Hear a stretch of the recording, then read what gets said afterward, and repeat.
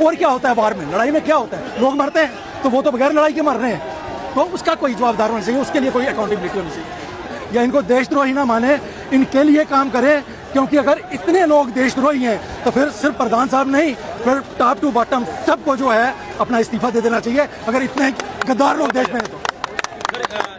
I served in the Indian Army for 38 years. I fought Kargil War, I fought in Kashmir, I fought in Northeast, and I served under UN flag in Africa, Congo also. So here, it is a cause, it is a concern from my, this पोशाक you can see कि मैं किसी party विशेष से ताल्लुक नहीं रखता हूँ, मैं एक सोल्जर हूँ और मैंने 38 ईयर्स अपने देश के लोगों की रक्षा करने के लिए फ्रंट लाइन पे खड़ा रहा हूँ।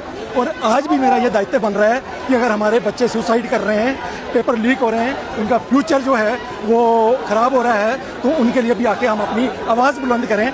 मैं ये भी कहना चाहूँगा कि हमारे एजुकेशन मिनिस्ट्री को इमीडिएटली पहले लीक पे इस्तीफा दे देना चाहिए था, उसको 100 लीक का वेट नहीं करना चाहिए था।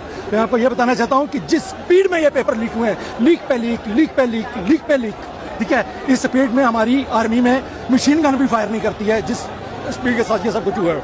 और उसके बाद अकाउंटेबिलिटी ज़रूर है। प्रधान साहब को सिर्फ इस्तीफा नहीं देना चाहिए था, उनको हर जो फैमिली थी जिनके बच्चों ने अपनी जान दी है, उनके घरों में जाके माफ़ी मांगनी चाहिए थी कि बिकॉज ऑफ माई फेलियर आपके बच्चों को जान देनी पड़ी है, इनका भविष्य खराब हुआ।